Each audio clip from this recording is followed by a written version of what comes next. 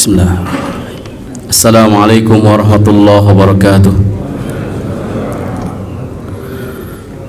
Innal hamdalillah nahmaduhu wa nasta'inuhu wa nastaghfiruh wa na'udzu billahi min sururi anfusina wa sayyiati a'malina. Man yahdihillahu fahuwal muhtad wa man yudlil falan tajida lahu waliyyan mursyida. Asyhadu an la ilaha illallah wahdahu la syarika lah wa asyhadu anna Muhammadan abduhu wa rasuluh alladzi la nabiyya wa rasula ba'dah. Qala Allah ta'ala a'udzu billahi as-sami'il 'alim minasyaitonir rajim. Ya ayyuhalladzina amanu taqullaha haqqa tuqatih wa la tamutunna illa wa antum muslimun. Fa in asdaqal hadithi kitabullah wa khairal hadi hadi Muhammadin sallallahu alaihi wasallam wa syarrul umuri muhdatsatuha fa inna kulla muhdatsatin bid'ah wa kulla bid'atin dhalalah wa kulla dhalalatin finnar. Tsumma amma ba'd. Alhamdulillah, di kesempatan yang berbahagia ini, di tempat terbaik di muka bumi, di Bait min Buyutillah Masjid Al-Falah Sektor 6 Taman Yasmin Kota Bogor, kita masih diberikan kenikmatan oleh Allah Subhanahu wa taala. Kenikmatan tertinggi adalah kenikmatan keimanan yang telah sampai kepada kita sebagai sebuah kenikmatan yang lebih berharga dari apapun yang kita miliki, termasuk nyawa kita satu-satunya. Yang selanjutnya, kenikmatan mendapatkan kesehatan dan waktu luang sebagai karunia terbesar dari Allah Subhanahu wa taala, yang dengan dua kenikmatan ini memudahkan kita untuk bisa melaksanakan atau menunaikan kewajiban-kewajiban kita sebagai seorang hamba kepada Allah Subhanahu wa taala. Yang selanjutnya, kita juga diberikan kenikmatan hidup di negeri yang aman, yang damai, yang bebas melaksanakan kegiatan-kegiatan peribadatan kita kepada Allah Subhanahu wa taala sebagai sebuah nikmat yang besar pula yang wajib kita jaga dengan terus mengikhtiarkan upaya-upaya kita merumputkan ajaran-ajaran Islam dan mempertahankannya dan mendakwahkannya kepada seluruh alam.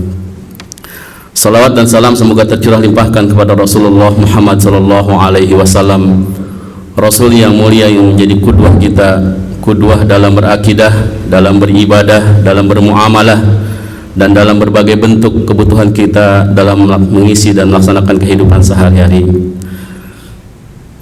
Yang saya hormati kepada seluruh pengurus DKM Masjid Jami Al-Falah Sektor 6 Taman Yasmin, dan ucapan terima kasih memberikan kesempatan kepada saya untuk hadir di sini dalam acara sharing session di ba'da subuh yang alhamdulillah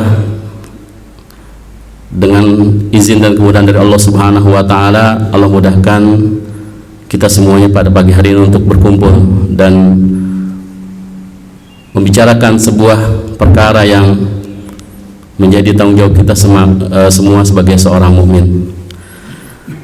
Bapak Ibu yang dirahmati Allah Subhanahu wa taala, saya tidak akan banyak menyampaikan tentang berkaitan dengan dalil-dalil atau pendukung-pendukung dalam sharing pagi kali ini. Perkenalkan sebelumnya, nama saya Jarkasi. Aktivitas harian hari ini adalah diamanahi sebagai Ketua Yayasan Tufa Al-Islam, yaitu satu lembaga pendidikan dan juga sosial kemanusiaan yang berada di wilayah Parung. Dan untuk unit-unit pendidikan kita itu semua adalah unit pendidikan berbasis adab dan akhlak Islami, di mana ini menjadi satu kebutuhan yang fundamental saat ini untuk persiapan generasi-generasi kita yang akan datang. Selain itu, kita juga terlibat dalam beberapa aktivitas kemanusiaan, terutama yang berkait dengan hal-hal aktivitas muamalah yang berdampak sosial. Kami juga fokus kepada penanganan dan pendampingan korban-korban rentenir atau Bang Emok yang terkenal mungkin di Jawa Barat, yang di kalangan menengah ke bawah, artinya pendampingan pada masyarakat di pelosok-pelosok dan di kampung-kampung yang saat ini juga sudah sangat mengkhawatirkan kondisinya. Terakhir kami mendampingi 3 orang ibu-ibu yang penghasilan suaminya itu di bawah 1 juta, dan dia juga punya penghasilan sebagai buruh cuci di pesantren, itu terlilit hutang rata-rata per orang itu 70 juta. Jadi beban hutangnya 6 juta per bulan. Sehingga pada satu hari datang kepada kami, saya khususnya, dia hanya memiliki 3 pilihan. Yang pertama, dengan kondisi seperti itu, pilihannya pertama adalah melacur, yang kedua adalah pesugihan, yang ketiga adalah bunuh diri. Kalau hari itu dia tidak bisa mendapatkan solusi apa-apa. Artinya muara-muara kemaksiatan itu akan pada ujungnya berefek kepada sebuah pertaruhan sisi agamanya, yaitu ketauhidannya. Ya, karena memang sumber bencana salah satunya di negeri kita adalah ya merebaknya ya praktek-praktek rentenir yang tidak terkendali. Ya, bahkan ya mereka sudah habis-habisan ya, sampai pilihan terakhir hanya 3 itu. Dan alhamdulillah kita bekerja sama dengan beberapa filantropi atau lembaga-lembaga kemanusiaan dalam pendampingan.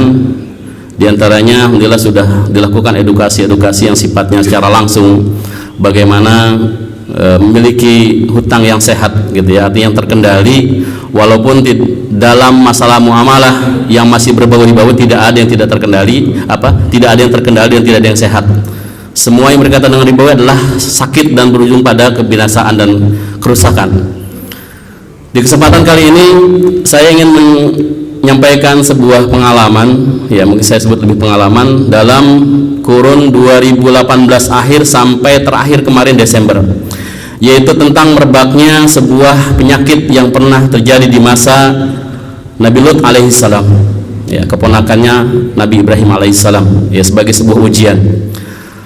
Saya hanya ingin memberikan fakta bahwa hari ini kita tidak dalam kondisi baik-baik saja.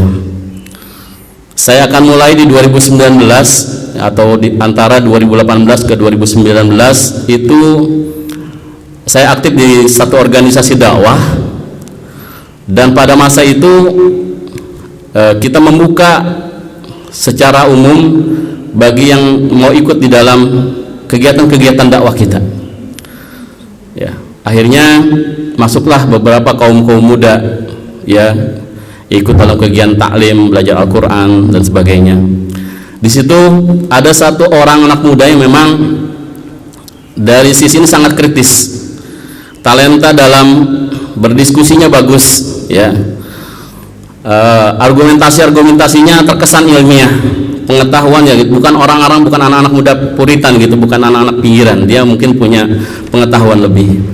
Akhirnya kita sebagai sebuah pergerakan dakwah membutuhkan ya pribadi-pribadi seperti ini. Namun Allah tampakkan lain ketika dia mempresentasikan tentang ya kemampuan dirinya, lalu terbongkarlah ya dari kasus rencana penipuan gitu ya, penipuan di dalam pergerakan dakwah. Kita telusuri kepribadiannya, ternyata dia ini penganut LGBT gitu ya. Dari tampilannya tidak terlihat ya, kalau yang kita mungkin kenal tampilan LGBT itu laki-laki menyerupai perempuan, perempuan menyerupai laki-laki, tapi ini sangat, penampilannya sangat ya perfect lah dalam bahasa kita ya, masuk ke dalam ya komunitas dakwah. Itu kita dapatkan setelah menggali kepribadiannya, tak cari sana kemari, sebenarnya siapa si fulan ini ya. Akhirnya banyak, ada 3 saksi menyatakan dia memang pernah ya beberapa bulan sebelumnya itu sudah aktivitas di mal-mal dengan menggunakan pakaian-pakaian perempuan ya. Artinya ini tidak, kita menganggap ini bukan sesuatu yang biasa gitu ya. Ya ini di tahun 2019 ya. Dia profesinya sebagai sebuah mahasiswa dan juga dia bekerja di sebuah perusahaan IT yang mengembangkan teknologi solar cell gitu ya. Bahkan mereka punya rencana untuk memberikan pelayanan gratis bagi masjid-masjid yang ingin menggunakan tenaga solar cell sebagai tenaga energi di masjid-masjid ya. Usianya masih sangat ya muda gitu ya, masih terhitung muda, sekitar 23-22 tahun ya. Memang dia tunjukkan keahlian-keahliannya, baik keahlian di IT-nya ataupun tadi saya katakan pengetahuan secara umumnya, terus sakofa Islamiyahnya bagus, ya menyeluruh, baik berkaitan dengan makar-makar kaum yang diarahkan kepada kaum muslimin, ini bagus. Tapi dibalik itu Allah ungkap ya topeng-topengnya, ternyata dia seorang pelaku penyimpangan seksual. Dan dia juga memiliki kepribadian ganda, gitu ya. Gampang sekali berkamuflase ketika dia masuk ke dalam wilayah orang-orang yang fokus pada dakwah. Dia menggunakan itu secara sempurna, baik dari penampilannya dan sebagainya. Ketika dia masuk ke dunia lain, ya dia akan menyesuaikan. Ini yang pertama. Yang kedua, di kasusnya adalah di tahun 2019. Ini lebih, ya subhanallah, lebih di luar apa yang kita pikirkan hari ini, ya. Beliau adalah seorang mahasiswa di salah satu perguruan tinggi di Bogor. Ya, dia mengikuti 2 kuliah dalam waktu yang sama, gitu ya. Yang satu di Sekolah Tinggi Agama Islam, yang satu di universitas di Kota Bogor kita ini. Usianya kurang lebih 24 tahun. Ya, alamat dia tinggal di Depok. Ya, tadi profesi sebagai mahasiswa, dan dia berpenampilannya nggak lepas dari gamis, gitu ya, pakaian yang menunjukkan identitas seorang muslim, gitu ya. Bahkan saya sendiri, saya pribadi kalah penampilannya. Kalau saya masih suka pakai kaos, masih ke kemeja, dia udah menggunakan itu secara menjadikan pakaian khusus resminya sehari-hari, bahkan kuliah pun dengan menggunakan itu. Tidak lepas di dalam tasnya itu mushaf Al-Quran, buku-buku keislaman, zikir pagi petang semuanya. Ya, namun ketika dia ditampakkan keburukan Allah Subhanahu wa taala, kita diizinkan untuk memeriksa tasnya. Itu berisi dengan alat-alat make up perempuan. Ada bibir merah, ada parfum perempuan, ada bagian pakaian dalam perempuan. Nah, kronologisnya adalah ya ketika kita bisa mengakses aktivitasnya di media sosial. Akun-akunnya, dia memiliki ada beberapa akun, ya, dan kita telusuri ternyata dia ada akun yang memang dia gunakan untuk melampiaskan syahwat LGBT-nya, ya. Sampai-sampai nanti saya sampaikan, sampai dia berani ingin melamar suami orang secara langsung, minta sama istrinya. Ya, dia seorang perempuan. Jadi kalau di dalam dunia mereka, si fulan ini saya sebutkan namanya karena ini adalah orang fasik yang tidak sampai saat ini tidak ada niat untuk bertaubat, ya, bahkan makin menjadi, ya, namanya Ari, ya, nama depannya adalah Ari. Ini terkenal, ya. Catatan-catatan yang kita dapatkan, modusnya adalah dia berpenampilan Islami, pokoknya sesuai dengan ciri-ciri lah, orang-orang nggak akan bisa lihat dia sebagai seorang penganut penyimpangan seksual, ya. Dan dia memang masuk ke setiap organ-organ pergerakan dakwah yang terstruktur, ya. Mungkin di masa-masa sebelumnya dia juga, sebelum ya HTI dibekukan, dia juga pernah masuk, dan hampir semuanya lembaga-lembaga dakwah dimasukin, sampai kepada ormas yang saya ada di dalamnya. Lalu dia juga sama menampakkan pesonanya, menampakkan talentanya sebagai seorang aktivis, gitu ya, dengan argumentasinya, dengan penampilannya, dan dia berikan informasi tentang kepribadiannya di akunnya. Jadi ada akun-akun yang memang dia disebutnya akun dakwah. Ya, kalau lihat di akunnya itu memang nggak lepas dari ya konten-kontennya, konten-konten dakwah, konten-konten perjuangan kaum muslimin di Timur Tengah dan sebagainya.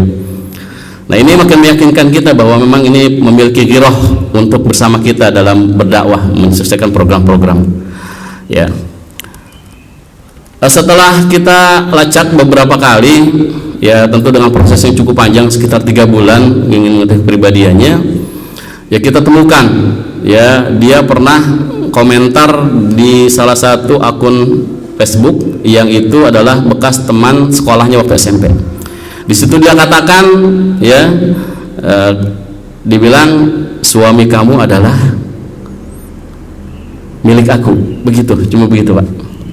Kita telusuri apakah benar dia, kita tabayun segala macam, akhirnya kita panggil dengan beberapa bukti-bukti yang kita screenshot. Nah, di situ mulai kita bingung juga cara mengatasinya.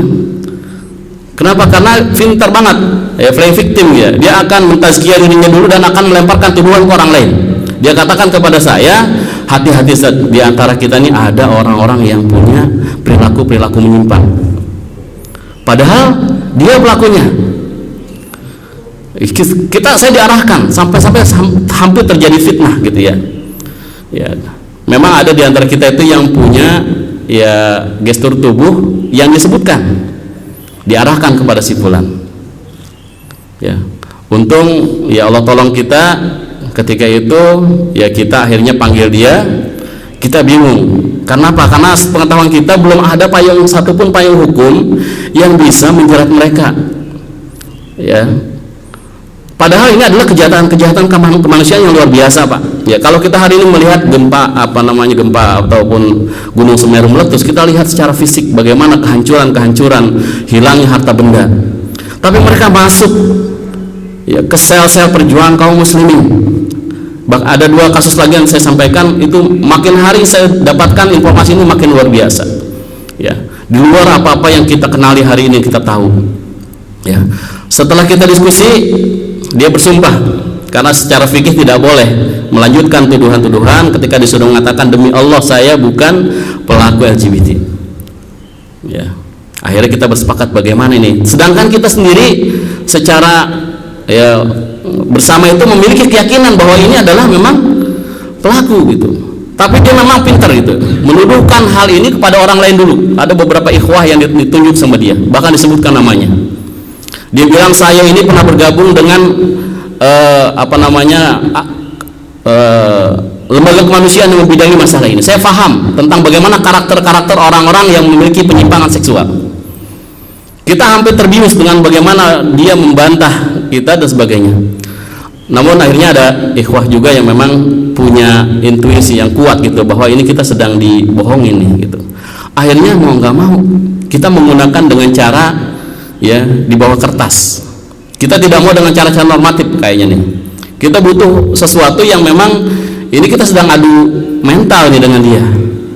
Ya akhirnya kita gunakan ya cara-cara yang ya tidak saya sebutkan, sampai dia menunjukkan dan Allah tampakkan kebusukannya.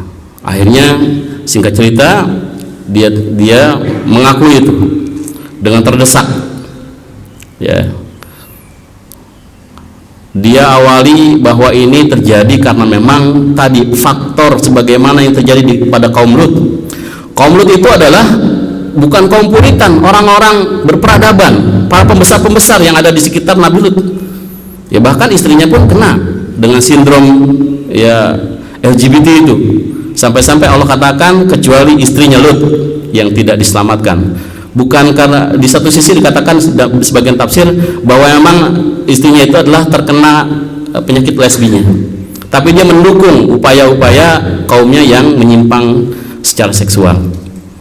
Nah, kita temukan kasus kedua ini akhirnya ya dia mengaku di mana dia tempat transaksinya, tempat pertemunya, dan subhanallah Pak, saya sampai meneteskan air mata. Dia transaksi di salah satu masjid.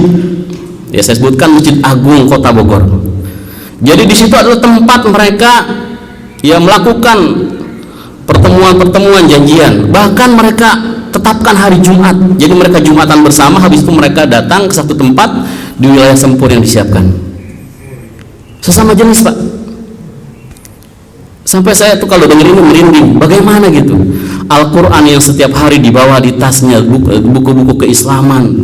Dia kuliah di universitas yang memang kita tahu itu fokus pada lebih dekat kepada keislaman, bahkan ada di sekolah tinggi agama Islam. Ternyata dia kuliah di 2 tempat ini punya target Pak, karena selera dia adalah ya saya bilang dia punya selera, dia ingin punya pasangan dari kalangan ustadz. Bahasa dia ini musibah gitu ya, dan tidak sedikit yang terfitnah ini. Bahkan pasangan dia yang sudah berhubungan selama 5 tahun ini adalah transgender, bahkan biseksual juga. Dia sudah beristri, namun juga dia melayani dia.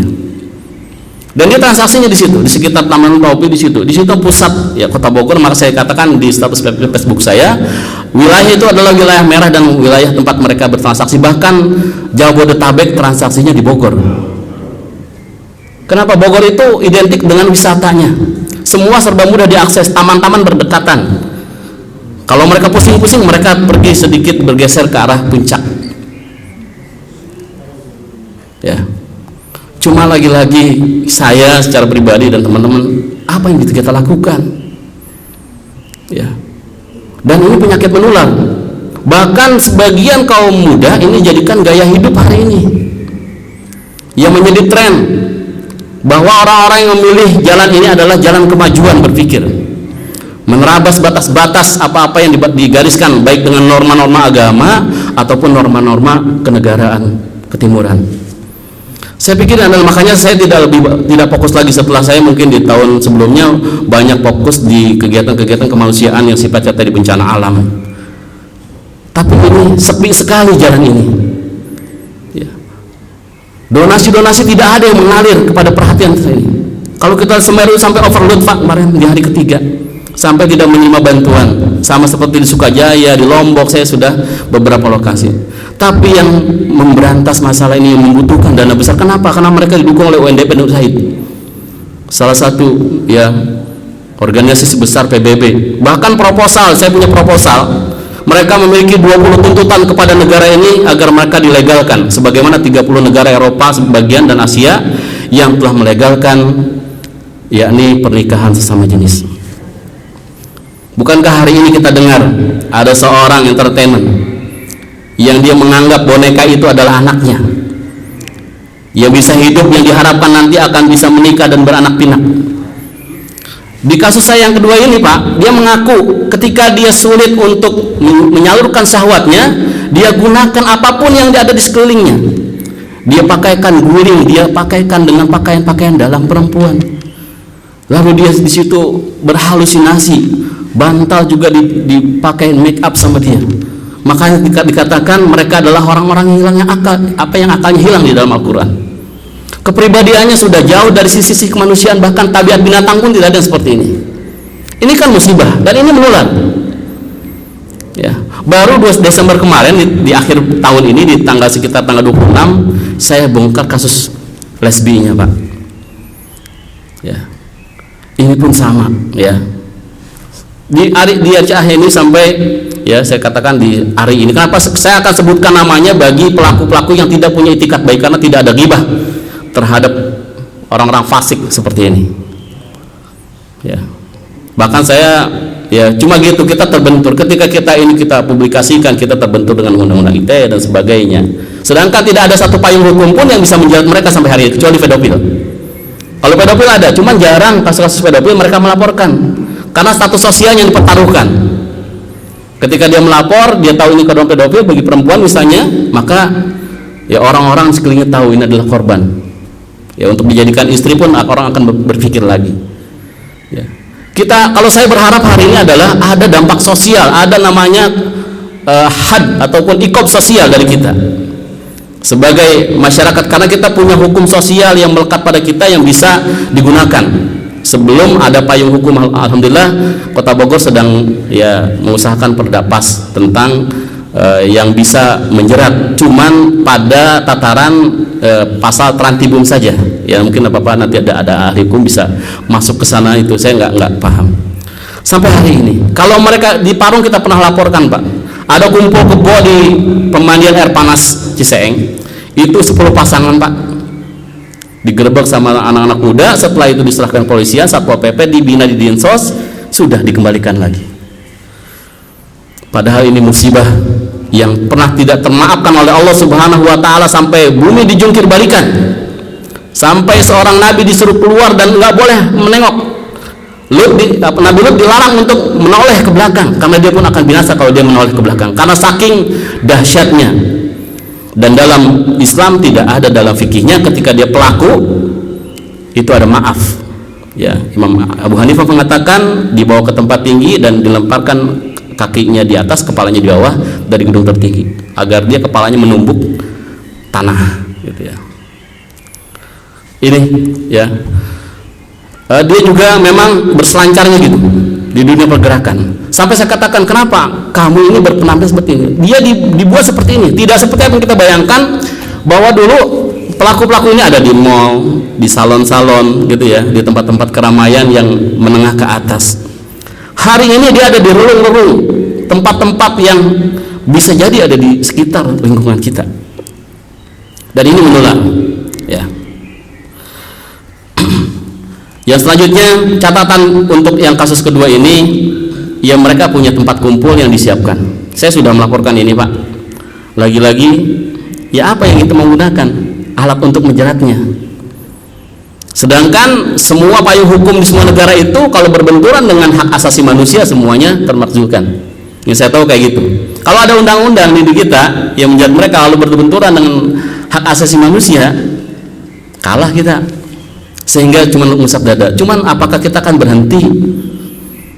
Ya, bukankah Lut mengatakan, kalau saja aku punya kekuatan, ya artinya kekuatan hukum, kekuatan finansial, kekuatan yang lainnya, saya akan halangi mereka. Tapi Lut ya tidak memiliki itu, sampai mengeluh pada Rabbnya, dan dia diperintahkan untuk keluar. Dan ini tidak jauh. Biasanya mereka itu pemicunya adalah korban-korban narkoba yang kita kenal hari ini adalah narkoba lewat mata, yaitu tontonan-tontonan pornografi. Banyakkan pemicunya dari situ. Ya. Yang kedua, lingkungan yang mendukung. Ya, jadi kalau misalnya ada, mohon maaf Bapak, jadi cabang-cabang LGBT misalnya banci, bencong yang ngamen, jangan. Karena itu adalah bagian, dan kita kadang-kadang ada yang terhibur. Padahal ini adalah kaum-kaum yang dilaknat oleh Allah Subhanahu wa taala. Kita dijadikan itu seolah-olah berdampingan, bisa hidup dengan kita. Padahal di masa lalu tidak ada toleransi dari Allah Subhanahu wa taala. Kalau itu dosa masih dimaafkan, tentu tidak akan diadab oleh Allah Subhanahu wa taala. Kita beda. Ya. Orang-orang bahkan kadang-kadang ada di satu lingkungan yang dia punya gestur tubuh seperti itu, lalu dipanggil dengan panggilan yang identik dengan perempuan. Dipanggil Emon, dipanggil ini, dipanggil itu. Ini kan artinya dia sudah terkena fitnah itu, kita mendukungnya dengan ucapan, dengan sikap. Harusnya yang ini adalah perlawanan. Ya, berikan argumentasi bahwa dia adalah seorang laki-laki atau dia seorang perempuan. Ya. Si Ari ini targetnya adalah tadi, ya dia di kalangan mahasiswa ke atas. Dan targetnya orang-orang itu, dia pokoknya halusinasi, dia nggak ingin menikah dengan seorang laki-laki yang itu adalah ahli agama. Itu pokoknya dia nggak mau ditawarkan sama yang lain, nggak mau. Makanya dia berselancarnya di dunia-dunia pergerakan dakwah. Dia bilang semuanya hampir di kota Bogor saya masukin. Sampai ya teman-teman di Jamaah Tabligh dia pernah masuk, di teman HTI, teman-teman PKS, semuanya dia, halakoh-halakohnya dia datang. Ya kita akan masuk kepada yang ketiga, Pak. Yang ketiga ini lebih lagi, Pak, intensitasnya naik, frekuensinya naik. Dia itu S2, Pak. S2, yang S1 nya dia SPDI, ya, pendidikan Islam. Yang keduanya dia ngambil ilmu syar'i. Ya, dia hafal Quran, bahasa Arabnya jago. Bahkan kalau interaksi itu seolah-olah orang yang hampir lupa dengan bahasa Indonesia.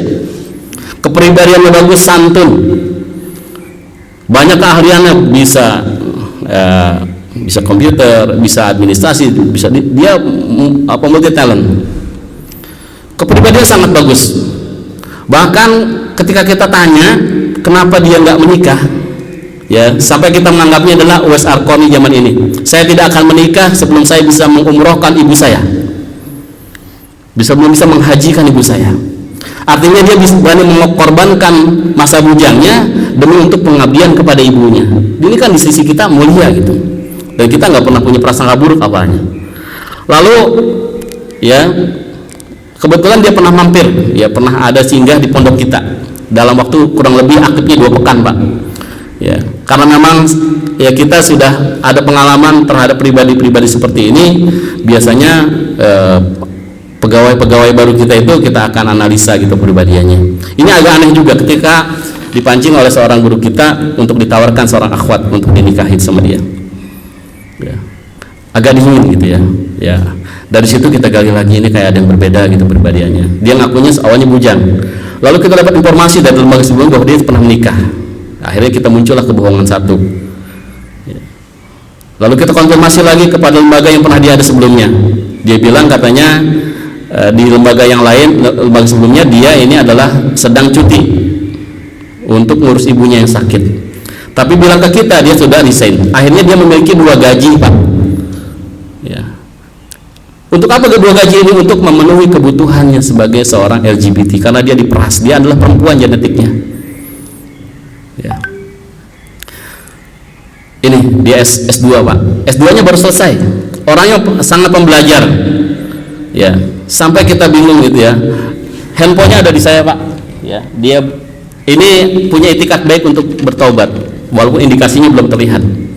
Di handphone dia ini, Pak, ada 16 grup WhatsApp. Dan sebagainya, dia adalah admin. Setiap grup itu punya 100 rata-rata anggota member.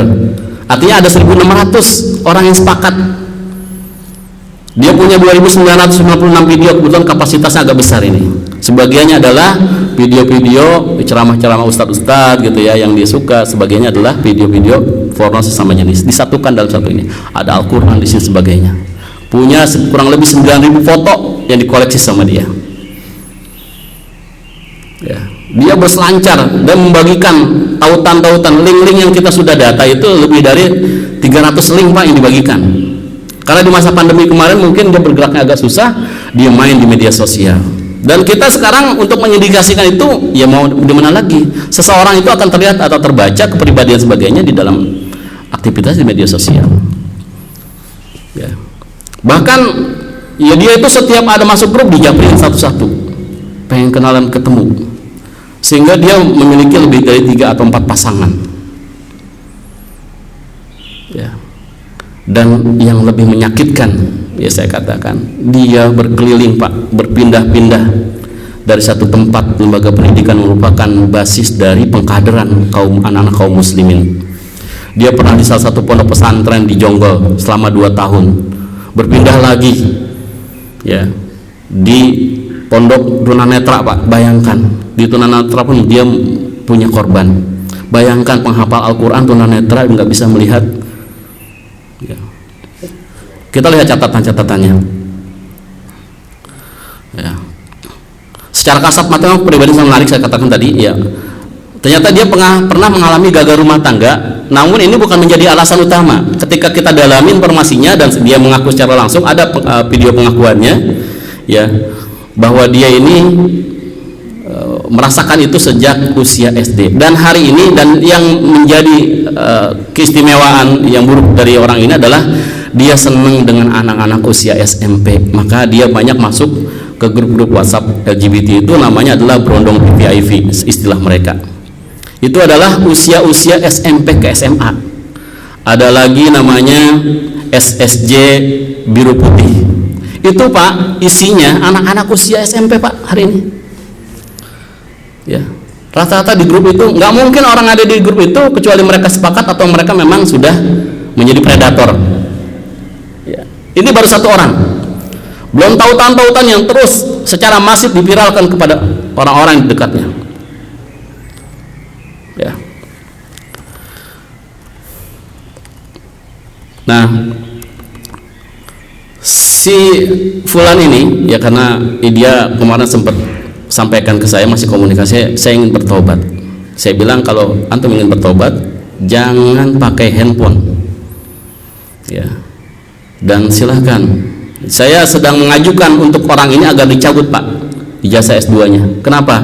Karena ini menjadi peluang dia untuk masuk ke sana kemari, melamar, sehingga dia buat klaster-klaster baru tuh, istilah-istilah COVID-nya. Ada klaster Jonggol yang dia pernah masukin pondok di sana, ada pernah di Kalimantan Timur, ada klaster Cianjur. Ya, alhamdulillahnya yang lain tempat itu lama-lama, Pak, di kita cuma 2 pekan, Ustaz. Alhamdulillah ya, efektifnya. Alhamdulillah kedeteksi sama kita. Ini bukan terjadi pada siapa-siapa, dan memang banyak terjadi di pondok-pondok. Mohon maaf saya katakan. Ya, ketika terjadi pun kita dilematis. Ketika ini sampai kepada publik, maka kredibilitas lembaga itu dipertaruhkan. Kita juga kemarin berpikir seperti itu. Cuma kalau saya berpikir terbalik, kalau kita egois tentang kredibilitas lembaga kita bisa saja sudah selesaikan, tutup, silent. Dia akan pindah kepada lembaga lain. Ya, berarti kita dolim karena ada potensi dia akan menyebarkan penyimpangan ini kepada lembaga dia berada. Maka saya beranikan diri dan teman-teman sepakati kita angkat ke permukaan. Saya audiensi dengan Pak Atang, Ketua DPRD, karena memang bagian dari pengawalan Perdapas kemarin. Ya, saya hadir disampaikan juga di pertemuan dengan Pak Tifatul Sembiring sebagai badan pengkajian MPR RI. Ini kita sampaikan bahwa ini adalah sampel, ya, dan ini akan potensinya lebih banyak. Ya, tahun 2019 dari Dinas Kesehatan Kota Bogor itu sudah 5.000 kasus, Pak. Kalau dibagi persentase sudah sangat tinggi itu. 5.000 kasus itu artinya yang tercatat dan terdaftar. Ketika dia diperiksa punya penyakit kelamin dan sebagainya, identifikasinya adalah penyimpangan seksual. Itu saja di atas kertas. Tapi yang saya temukan mungkin bisa 10 kali lipat dari angka yang ditemukan oleh Dinkes. Ya. Ya. Dan luar biasanya ini, dia sudah sama, kepribadiannya sudah berubah, sudah tidak seperti manusia lagi. Ya. Jadi kalau dia tidak berhubungan baik lewat handphone, dia seperti orang yang sakau, canduan. Sampai tadi saya katakan sama perilakunya, guling, dijadikan pelampias seperti itu. Makanya ya ini menjadi satu pembelajaran. Dan dia ini agak mirisnya ada di sekitar, ya dia berkeliling, membuat kelas-kelas terbaru. Bahkan ketika kita tanya pun sampai kita paksa tanya dia sudah punya target, Pak, di pondok kita. Saya sampaikan ini sebagai sebuah ya informasi, ya harus kita lawan, nggak bisa. Ya, di salah satu pondok di wilayah Bogor Barat sudah 3 kasus, cuma lagi-lagi disilentkan. Saya sangat menyayangkan kepada pihak-pihak lembaga. Harusnya kita berkumpul bersama nih, cari solusi bersama. Tidak bisa ini kasus ditutup selesai. Ya, seperti orang kasus kasus ribut-ribut gitu ya, berantem anak sama anak, itu selesaikan aja mediasi. Ya, ini bukan wilayah mediasi. Kenapa? Karena ketika dia pindah dari pondok ini, pindah pondok lain, dia akan membuat hal yang sama. Karena penyakit ini belum ada sejarahnya. Ketika dia predator, pelaku yang ada yang sembuh. Ya, kemarin ada sana. Coba Ustaz bikin tim ruqyah. Ruqyah itu bagi orang menginginkan kesembuhan dan ada kesadaran dia sakit.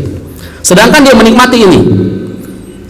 Kalau kita berdiskusi sampai Pak Atang tanya kepada saya, Ustaz, antum gimana caranya bisa berani? Saya kalau diskusi nggak mau banyak-banyak berdua, leluasa. Antum bisa berdua berkomunikasi sampai dia, ya, saya nggak punya bayangan, Ustaz. Antum bisa berani kayak antum punya resiko untuk tertular. Iya, saya menyadari itu. Saya pun terancam ada resiko itu.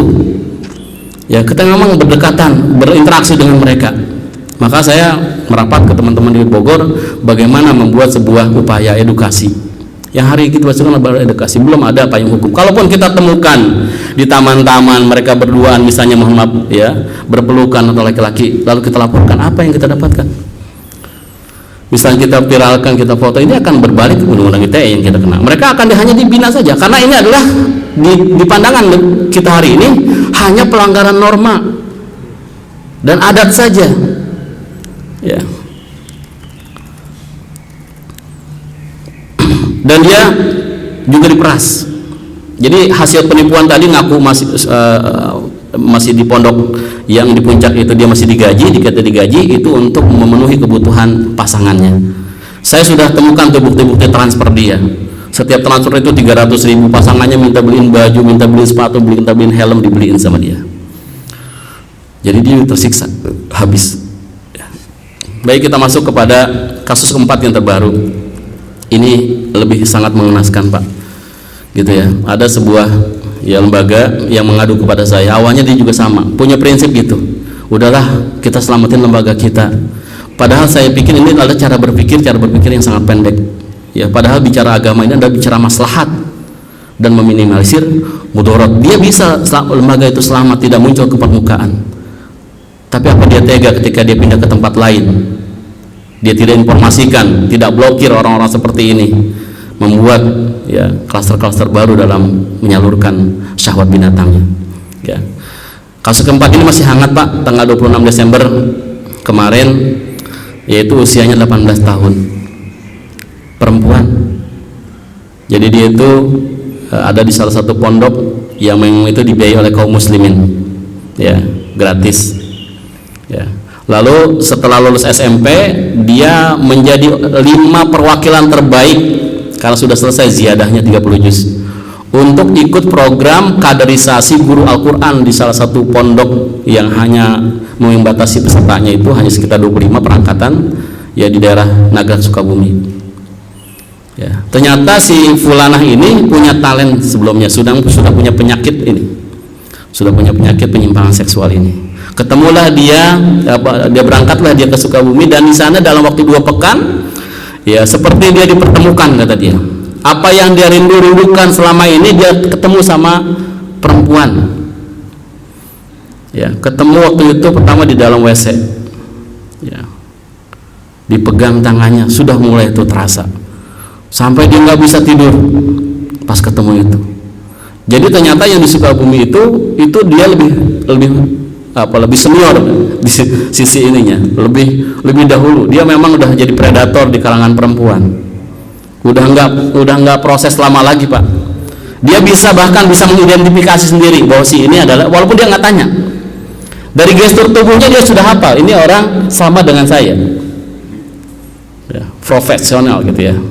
Nah, akhirnya di situ selama 2 tahun, ya, sampai dia banyak, karena dia itu dipercaya, santri terbaik dari 25 itu dipercaya untuk mengurus anak dari ustazah di situ. Setiap hari dia berdua ini ngurus anak ustazah di situ. Kalau ustazahnya berangkat ke pasar, dia melakukan hubungan sama jenis. Dia ngaku sendiri. Ya. Dan akhirnya tertangkap di sana. Tangkap tangan ketika sedang berduaan, tidur berpelukan di dalam kamar berdua. Cuma lagi-lagi, ya, kita sebagai lembaga mau ngapain gitu? Apa hukumannya kira-kira? Makanya saya lebih condong kepada saat ini, ya, sebelum ada payung hukum yang jelas gitu ya. Lebih ayo kita sama-sama berikan sanksi sosial. Ya. Lembaga yang mengeluarkan ijazahnya harus punya keberanian cabut. Karena itu untuk mempersempit ruang geraknya. Gitu ya. Masyarakat yang paham maka acuhkan dia, ya, sebagai boykot, ya, hajar terhadap penyimpangannya, ya. Nah, singkat cerita, ketika dia 2 tahun ini di sana, dia jadi, Pak, ya, saya katakan dalam definisi saya jadi, ya, predatornya. Kenapa? Karena dia sudah tidak lagi ada sedikit pun rasa malu yang diungkapkan ketika dia menceritakan kepada saya bagaimana aktivitas selama 2 tahun itu. Vulgar, Pak, sangat vulgar. Bahkan nggak terbayang apa yang dilakukan, ya. Karena ini tempat mulia, saya nggak mau menyebutkan itu, gitu ya. Ya. Akhirnya setelah 2 tahun dia pisah, dan dia berjanji suatu saat kita akan menikah. Sama-sama tuh, sama halusinasinya dengan, ya, artis hari ini. Dia ingin nanti anak ini menikah, punya keturunan dan sebagainya. Sama, mereka rasa gitu, ya, pengen punya keturunan dari hubungan sesama jenis. Dan dia bagaimana caranya ingin mengusahakan bahwa pernikahan dia pengen direstui oleh orang tuanya. Bagaimanapun caranya, itu pokoknya Dan ketika saya tawarkan, ya, dia pernah mencoba di liburan sebelumnya itu, dia coba untuk mengtes dirinya gitu ya, cari laki-laki yang sekiranya dari sisi wajahnya dia suka, ya, didekati laki-laki itu, cuman langsung ditinggalin sama dia, sudah hilang rasa. Nah, ini berlanjut. Nah, ketika dia dikembalikan ke pondok asalnya, tempat dia sebelumnya, disitulah, Pak, ya, saya sangat yakin, ya, 5 orang langsung bisa direkrut sama dia, ya. Dan 5 orang itu akhirnya mengaku punya kecondongan, bahkan yang satu sudah menjadi pasangannya di dalam, ya, jadi pasangannya. Bahkan kalau nggak mau lagi dia dengan bahasa-bahasa yang, ya, ngumpet-ngumpet gitu ya, dia bahasa vulgar. Saya tidak rela dipisahkan dengan dia. Kurang apa coba, Pak? Penghafal Al-Quran dan sebagainya. Ya, artinya, ya, ini menjadi satu nasihat buat kita semuanya, bahwa kondisi kita ini bukan dalam kondisi baik-baik saja, ya. Kita tidak mau menjadi 3 negara yang naudzubillah 3 negara yang ke-31 nanti. Dan mereka sudah menyampaikan proposal ini dan sudah menggelontorkan dana yang sangat besar untuk menggolkan bagaimana endingnya mereka disahkan dan dianggap sebagai bagian dari masyarakat ya Indonesia. Ini bukan lagi ancaman terhadap integritas kaum muslimin, bukan berkaitan sama kaum muslimin saja, tapi semua agama bahkan negara ini. Apa jadinya coba? Ya mungkin kita tidak akan berpikir wah ya nanti semua bangsa Indonesia itu jadi ini, enggak. Tapi kita yang paling jelas ya bahwa penyakit ini adalah penyakit yang paling dekat dengan didatangkannya azab oleh Allah Subhanahu wa taala.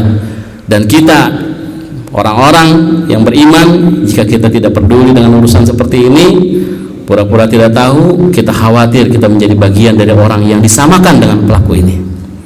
Dan saya katakan ini adalah bencana kemanusiaan yang tidak banyak dilirik oleh para penggiat kemanusiaan.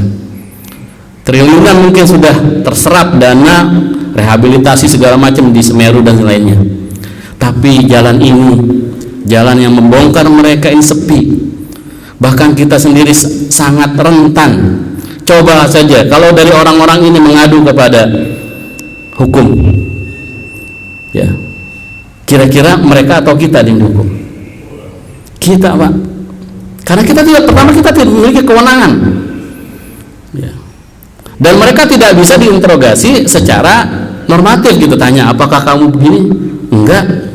Benar enggak? Enggak. Demi Allah enggak. Sudah. Sedangkan ini nyata, ya. Bahkan yang orang ketiga tadi, ya saya sebutkan namanya Ari Cahya itu, dia kemarin masih bikin ulah, Pak. Tadi halusinasinya dia WA ke teman SMP-nya, kita masih monitoring terus. Dia bilang, izinkan saya melamar suami kamu. Ya. Kalau kita bilang gila, dia berakal. Kalau dia bilang berakal, akalnya sudah tidak berfungsi.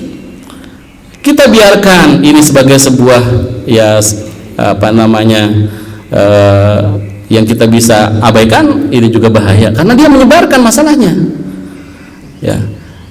Dan yang terakhir bahwa si fulanah ini tadi yang kasus terakhir itu dia adalah korban pedofil. Ketika saya gali informasinya baru dia terbuka, ya.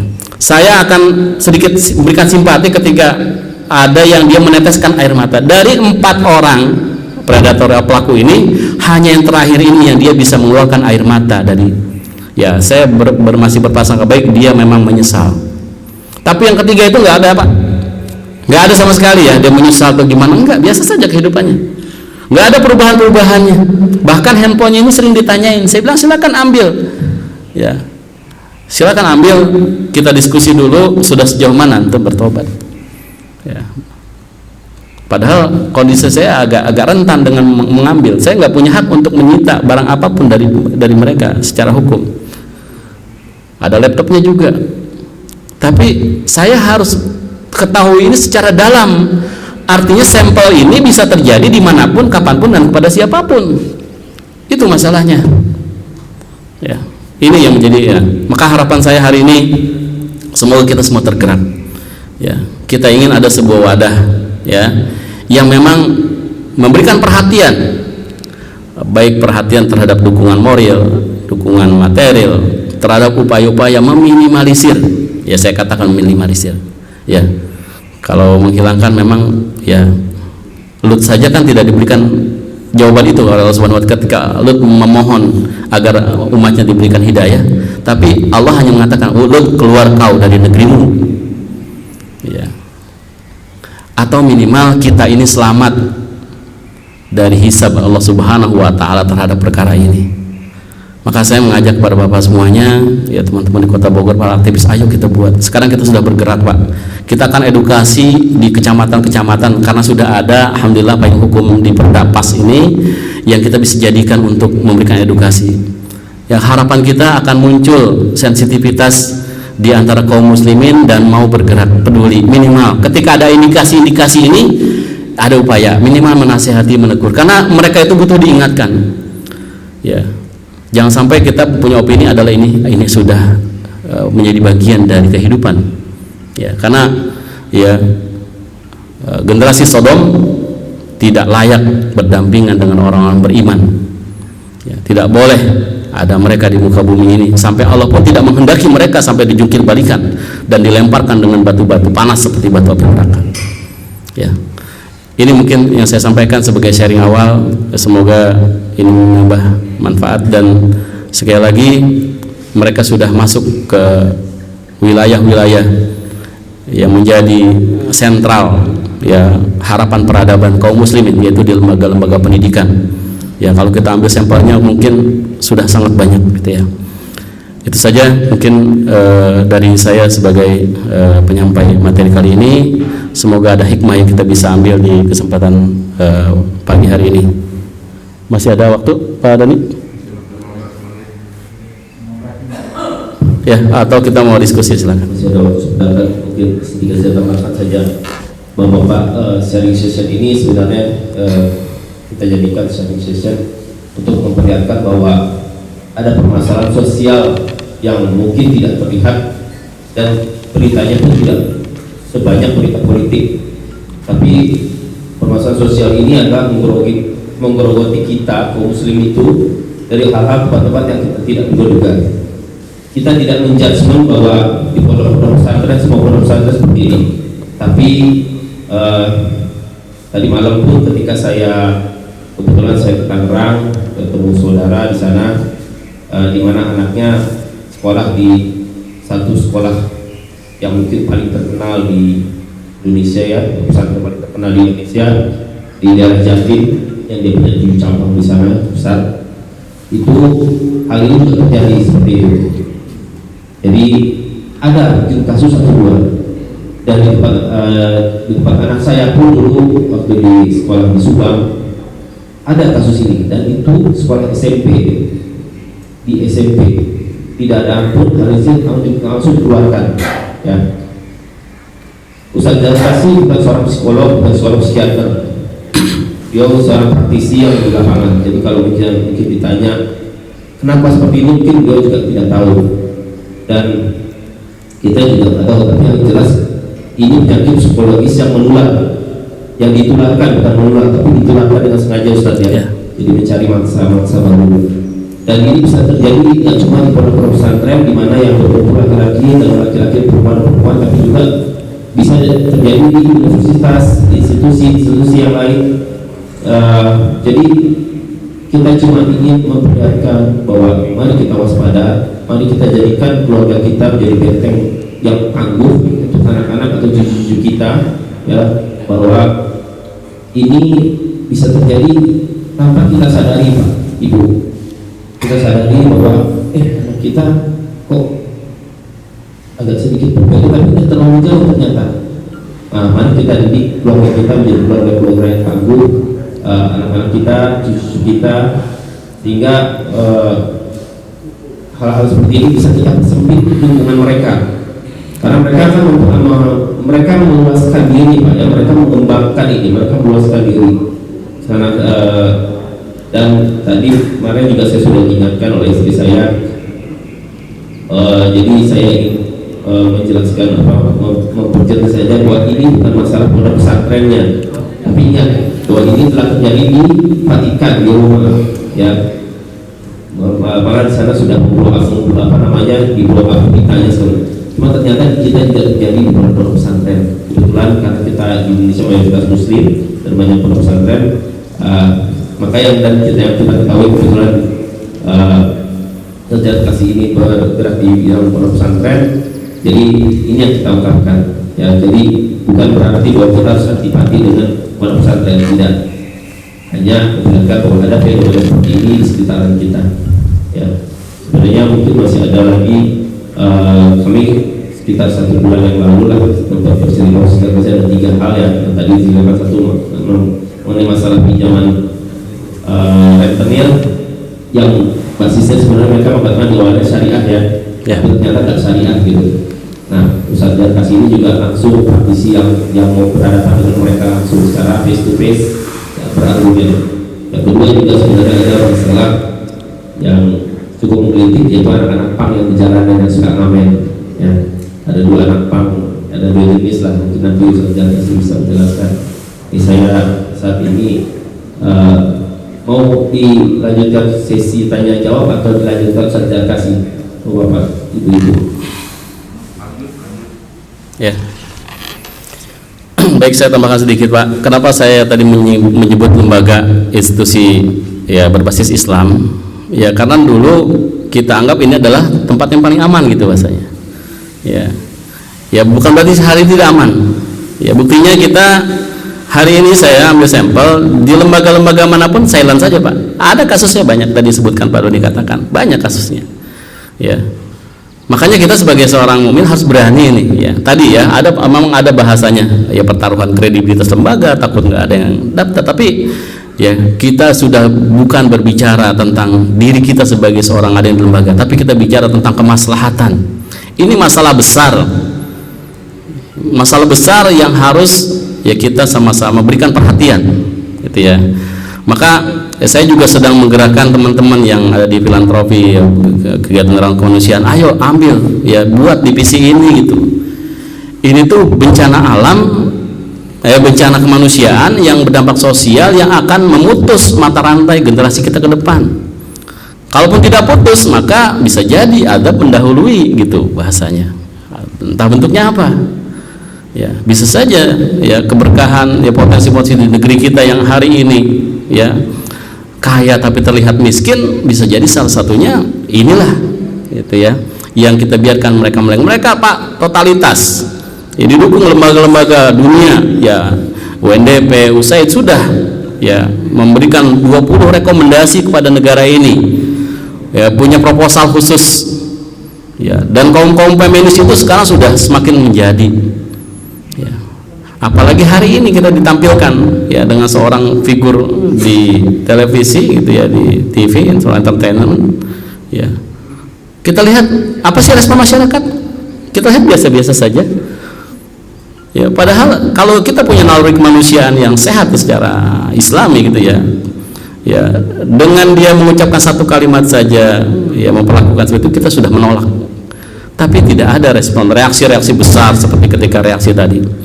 Nah, kita harapkan ada perhatian besar dalam masalah ini gitu ya, karena ini adalah bencana kemanusiaan yang dia silent, yang daya hancurnya itu tidak terlihat, korbannya tidak luka, tidak berdarah, namun merusak sisi-sisi kemanusiaan, bahkan lebih buruk daripada binatang dari cara hidupnya ya. Maka ya kepedulian kita hari ini adalah ditunggu dalam bentuk apapun ya. Maka kita mendirikan sebuah lembaga ya, saya perkenalkan sedikit Pak ya, namanya Ma'had Tufatul Islam ya. Kita ingin punya lembaga dari semua unit itu memang fokus pada pendidikan berbasis adab. Hari ini kenapa ini banyak terjadi adalah the loss of adab, sebagaimana dikatakan oleh Profesor Nukaim Al-Atas ya. Masa disrupsi hari ini masa cepat Pak ya, dimana yang tergerus itu ya bukan tidak banyak orang yang menghafal Al-Quran, tapi yang digerus hari ini adalah karakter, akhlak, adab ya, nilai-nilai kemanusiaan. Kita ingin ya berupaya dari sisi lembaga ini ya. Kita punya 3 unit. Yang pertama adalah Ma'had Tufatul Islam, ini khusus Pak, pendidikan berbasis adab. Adab ini adalah yang sifatnya komprehensif ya, sebagai solusi yang kita lakukan di dunia pendidikan. Artinya komprehensif itu bukan adab yang kita kenal adalah kesopan santunan di antara sesama hamba, bukan, antara yang tua dan bukan, tapi adab ini lebih menyeluruh. Adab ini dikatakan Ibnu Qayyim adalah seluruh unsur agama terlebih ketauhidan ya. Artinya adab tertinggi adalah adab kita kepada Allah Subhanahu wa taala. Nah, ketika generasi dikenalkan dengan adab-adab ini, adab tentang ketauhidan, insya Allah mereka akan selamat dari ancaman-ancaman penyakit yang seperti ini. Yang selanjutnya adab kepada Rasulullah Sallallahu Alaihi Wasallam. Kita ajarkan mereka tentang beritibar kepada Nabi Sallallahu Alaihi Wasallam. Lalu terus sampai adab-adab yang terkecil.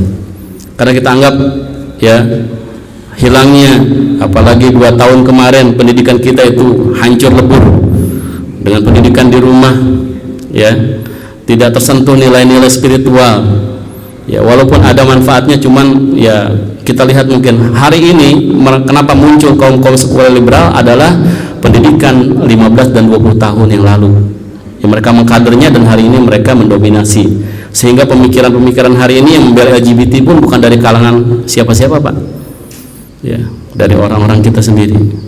Ya, maka hari ini harus kita upayakan. Mereka merusak di 15-20 yang lalu, hari ini kita harus bangun peradaban itu.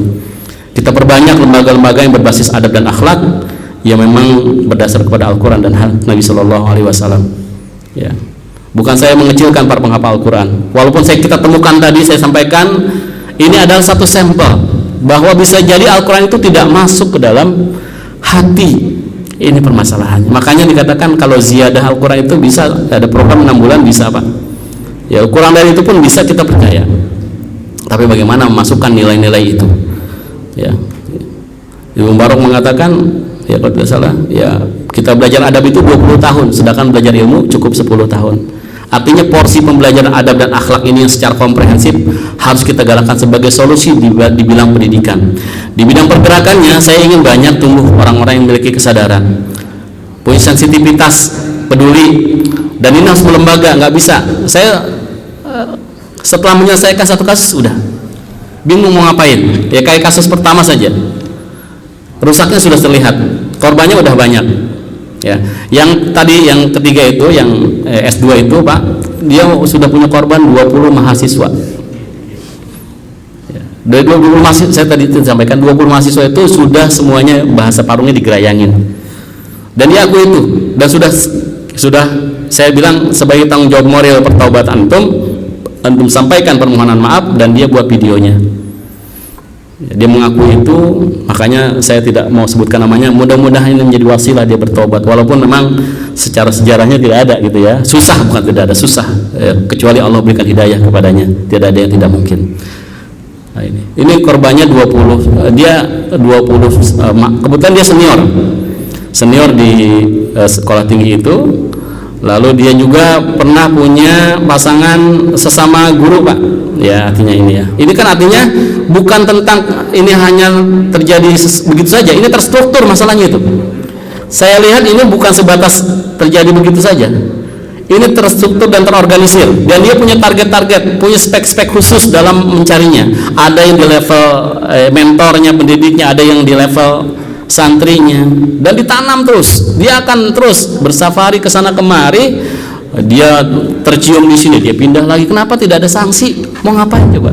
Ijazah masih dipegang S2, dan hari ini S2 itu di pendidikan itu, apalagi di pesantrenan, sudah mencukupi untuk mereka menjadi bagian.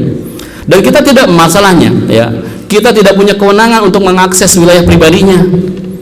Kita ingin kalaupun tidak ada payung hukum untuk mempidanakan, minimal ada payung hukum yang kita bisa mengakses. Ketika kita rekrut SDM nih, kita diberikan kewenangan untuk mengakses ya wilayah pribadinya. Wilayah pribadi hari ini di mana? Kita nggak mungkin bongkar hatinya. Kita lihat sejauh mana aktivitasnya di media sosial. Ya, saya kemarin mengajak teman-teman aktivis seluruh aktivis pendidikan Jabodetabek, Sukabumi, Cianjur, kita kumpul bareng, kita rumuskan, kita jadikan ini sebagai kesepakatan bersama. Jadi mereka mau dimanapun mereka akan temukan SOP ini. Jadi ketika ada rekrutmen SDM itu, mereka wajib menyerahkan seluruh akun-akunnya dan buat surat pernyataan ketika ditemui ya indikasi mengarah kepada LGBT, mereka siap dipidanakan karena melanggar tadi aturan-aturan kelembagaan. Cuma hari ini belum, lagi-lagi masih sepi jalannya. Ya, namun saya terus mengajak teman-teman memberikan penyadaran tadi. Ya, beratnya itu ketika ada lembaga baru terjadi misalnya kasus ini, pasti akan terpikir oleh mayoritas kredibilitas. Ya, kredibilitasnya gimana kalau misalnya terblow up, bagaimana kayak gini? Cuma mau sampai kapan gitu? Kita harus sampaikan ini ke umat. Dan dengan begitu kita akan tercerahkan dan kita akan memiliki solusi bersama. Nggak bisa sekarang kita egois, ya.